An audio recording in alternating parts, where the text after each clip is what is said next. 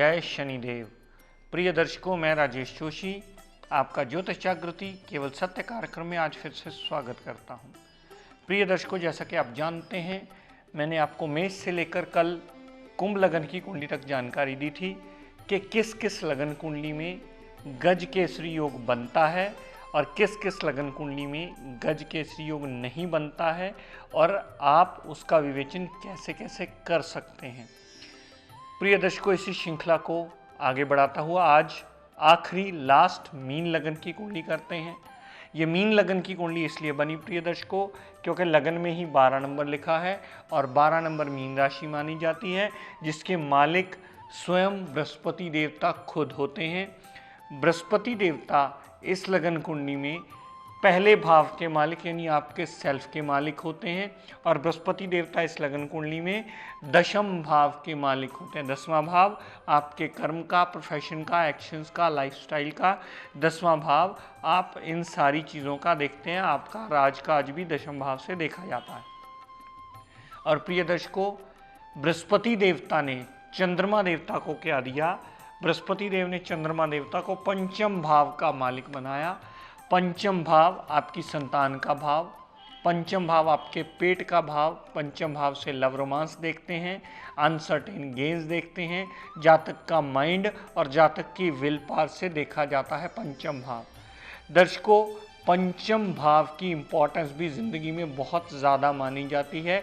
आपकी संतान, आपके वंश की वृद्धि को भी पंचम भाव ही रिप्रेजेंट करता है। तो चंद्रमा देवता को बृहस्पति देवता ने पंचम भाव का मालिक बनाया मीन लगन की कुंडली में। तो दर्शकों, ये बात याद रखिएगा, मीन लगन की कुंडली में बृहस्पति भी एक योग कारक ग्रह है और चंद्रमा देवता भी एक योग कारक ग्रह है। जब तक उनकी प्लेसमेंट किसी अच्छे भाव में हो तब तक वो दोनों अच्छे फल देते हैं, लेकिन अगर उनकी प्लेसमेंट कहीं बिगड़ जाए, 6, 8, 12 में चला जाए, खराब प्लेसमेंट में आ जाए, तो वो रिजल्ट देने में सक्षम नहीं होते। लेकिन प्रिय दर्शकों, मीन लगन की कुंडली में गज केसरी योग बनता है क्योंकि बृहस्पति भी एक कारक ग्रह माना जाता है, त्रिकोण का स्वामी, और चंद्रमा देवता भी एक त्रिकोण का स्वामी माना जाता है। अभी फिलहाल हम उनकी प्लेसमेंट्स की बात नहीं कर रहे हैं। प्लेसमेंट्स किसी बुरे भाव में होने से वो अलग रिजल्ट देगा, वो उसकी विस्तृत जानकारी बाद में देंगे। पर फिलहाल कहाँ किस लगन कुंडली में ये योग कंसिडर किया जा सकता है, इसकी विस्तृत जानकारी आज आप अवश्य ले लीजिए। बृहस्पति देवता इस लगन कुंडली का सबसे योग कारक ग्रह है और योग कारक की डेफिनेशन में पहले से भी आपको समझाता आया हूं कि जहां बैठना, जहां देखना, जहां जाना, उस घर की वृद्धि कर देना। और मारक ग्रह की डेफिनेशन होती है जहां बैठना, जहां देखना, जहां जाना, उस घर के रिगार्डिंग नेगेटिव रिजल्ट देना। तो बृहस्पति और चंद्रमा जो दोनों ही इस लगन कुंडली में योग कारक ग्रह हैं, अगर किसी अच्छे भाव में प्लेस्ड हो जाएं तो सदैव चंद्रमा भी अपनी दशा अंतरदशा में अच्छा फल देगा और बृहस्पति देवता भी अपनी दशा अंतरदशा में सदैव अच्छा फल देगा। प्रिय दर्शकों, इसके वही 3 चीज़ें जो मैं पहले से आपको बताता हूँ, याद कर लीजिए। आज आखिरी बार फिर रिपीट कर देता हूँ। बृहस्पति और चंद्रमा देवता का गज केसरी योग इसलिए बनेगा इस लगन कुंडली में क्योंकि दोनों ही ग्रहों के पास अच्छे डिपार्टमेंट्स हैं। दोनों ही ग्रह कुंडली के योग कारक ग्रह माने जाते हैं। दोनों ही ग्रह एक दूसरे को सपोर्ट करेंगे इस मीन लगन की कुंडली में, इसलिए वो अच्छा रिजल्ट देने में बाध्य हो गए। दर्शकों, दूसरी बात, उनकी युति किसी अच्छे भाव में प्लेसमेंट में अवश्य आनी चाहिए, जिसकी वजह से दोनों ही अच्छा रिजल्ट देने में बाध्य हों। तीसरी सबसे मुख्य बात जो हमेशा आपको याद रखनी है, सबसे इंपॉर्टेंट बात, कि दोनों ग्रहों में डिग्री वाइज उतना बलाबल होना अति आवश्यक है कि दोनों ही अपनी दशा अंतरदशा में आपको रिजल्ट देने में सक्षम हो। अब मान लीजिए लगन में ही चंद्रमा और बृहस्पति पड़े हों, चंद्रमा 0 डिग्री हो जाए, बृहस्पति 15 डिग्री पहुंच जाए, तो कभी गज केसरी का रिजल्ट नहीं मिलेगा क्योंकि चंद्रमा 0 डिग्री होने की वजह से अपनी दशा अंतरदशा में अच्छा रिजल्ट देंगे ही नहीं। वो 0 डिग्री होने की वजह से अपने रिजल्ट्स में कमी ले आएंगे। इससे उल्टा भी हो सकता है, चंद्रमा हो सकता है 15 डिग्री का पड़ा हो, बृहस्पति 28, 29 या 0 डिग्री का चला जाए, तो भी देखने में ये युति आप कह सकते हैं कि गज केसरी योग बन गया। लेकिन इसके रिजल्ट्स का विवेचन करते समय कभी इस चीज़ को नज़रअंदाज मत कीजिएगा, क्योंकि दोनों के रिजल्ट्स में बहुत बड़ी कमी आने वाली है। वो कभी भी दशांतरा के मुताबिक गज केसरी के रिजल्ट नहीं देगा।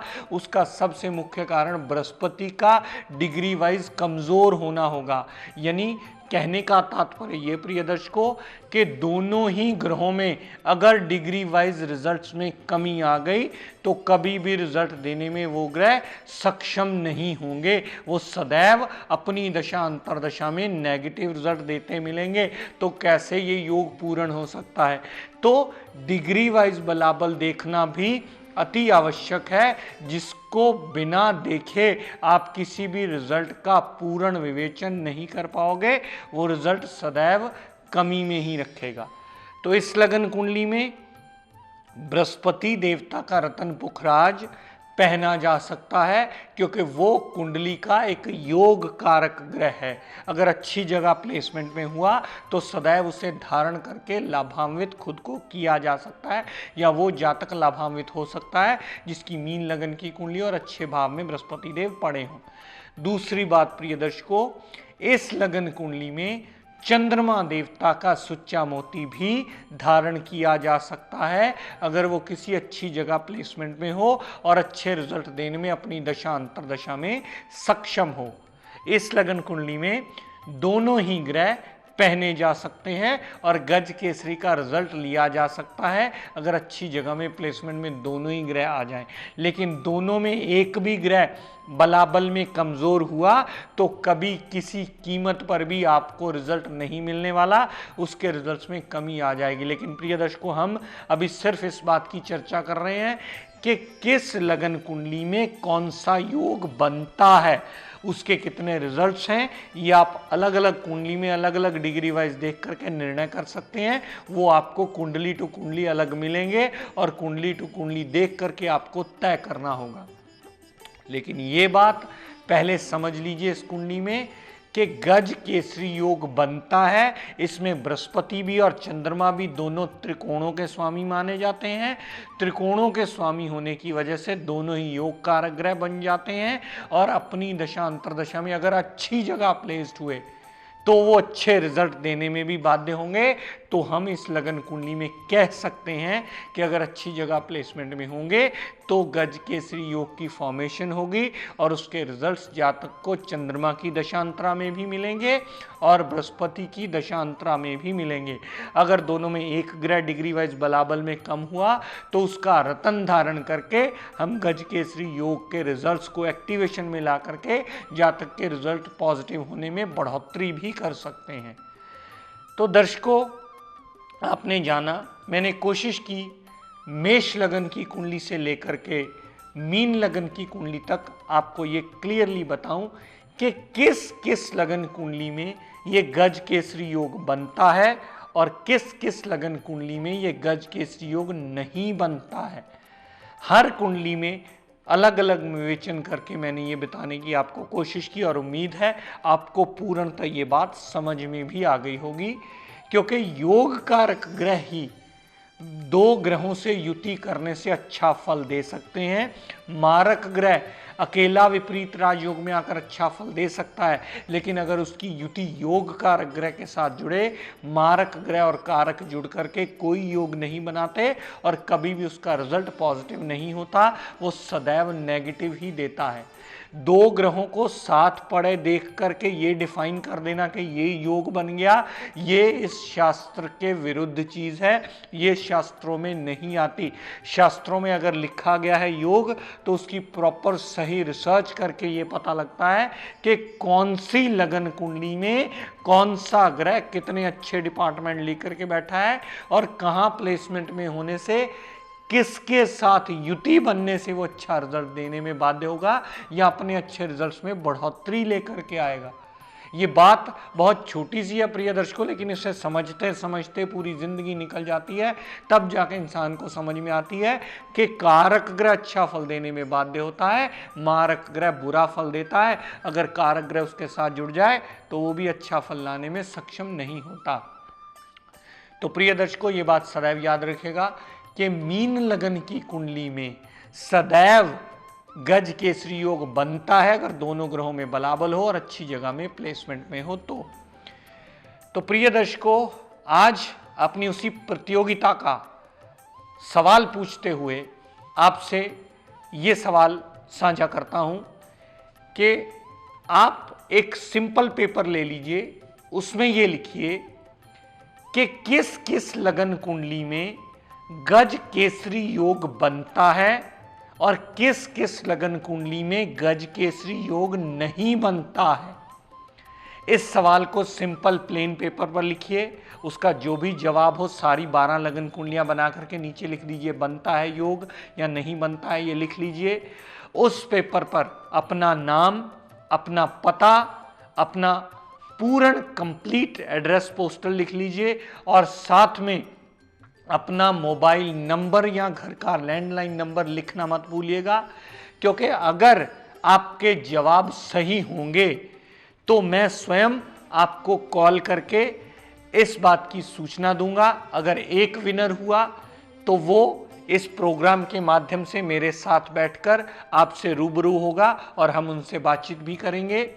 अगर एक से ज़्यादा विनर हुए तो हो सकता है हम सबका नाम अनाउंस करें और उनमें से एक जना जो लकी निकलेगा या लकी कूपन जिसका निकलेगा, अगर एक से ज़्यादा विजेता हुए तो उसको मैं अपने प्रोग्राम में अपने साथ बिठा करके आपसे बातचीत करवा के रूबरू भी करवाऊंगा। लेकिन विजेता जितने भी होंगे सबका नाम कम से कम इस प्रोग्राम में मैं आपको बताऊंगा अवश्य, और इस बात की बधाई भी उनको ज़रूर दूंगा ताकि इस प्रोग्राम के माध्यम से जो उन्होंने सीखा आगे भी सीखते चले जाएं और इस विद्या को एक सही दिशा मिल सके। तो करना क्या है प्रिय दर्शकों, 7 दिन के अंदर अंदर यानी अगले महीने की, अगर ये प्रोग्राम आप 29/9 को देख रहे हैं तो 6-10 यानी 6 अक्टूबर शाम तक अगर बाय पोस्ट आप भेज सकें तो बाय पोस्ट भेज दीजिए, नहीं तो हमारे इंस्टीट्यूशन में स्वयं आकर के भी अपनी एंट्री भेज सकते हैं। हमारे इसी एड्रेस पर पोस्टल एड्रेस जो नीचे आ रहा है, house number 30L model town Ludhiana पर बाय पोस्ट हमें अपनी एंट्री भेज दीजिए, या अगर आप खुद नज़दीक रहते हैं तो खुद आकर के भी हमारे इंस्टीट्यूशन में जमा करा सकते हैं। लेकिन आने का समय शाम को 5 से 8 बजे के बीच में ही रखिएगा ताकि एंट्री को आपकी कंसीडर किया जा सके। और अगर आप उन विजेताओं में आए तो आप भी आकर के इस मंच पर लाभान्वित हो सकें और ये प्रोग्राम आपके लिए कितना लाभान्वित सिद्ध हुआ है इसके बारे में हम जानकारी ले सकें और इसे और अच्छा करने के लिए आपके सजेशंस ले सकें ताकि इसे और अच्छा करके समाज में एक नई जागृति आ पाए। तो प्रिय दर्शकों, अपने कॉपी पेंसिल उठाइए, हमें इसका जवाब लिख भेजिए हमारे अपने पोस्टल एड्रेस पे 7 दिन के अंदर अंदर, ताकि आप इससे लाभान्वित हो पाएं। प्रिय दर्शकों, आज अपनी वाणी को यहीं विराम देता हुआ हम सब के लिए मंगल कामना करता हुआ शनिदेव से ये प्रार्थना करता हूँ कि हे शनिदेव हम सब पर अपनी कृपा दृष्टि दया दृष्टि सदैव बनाए रखें। जय शनिदेव।